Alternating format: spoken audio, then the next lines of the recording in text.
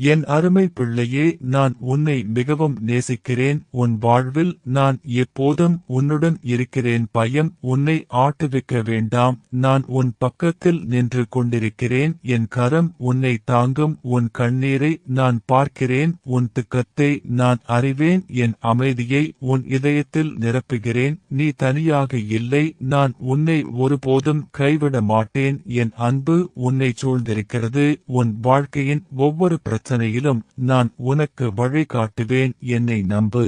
உன் எதிர்காலம் என் கரங்களில் இருக்கிறது.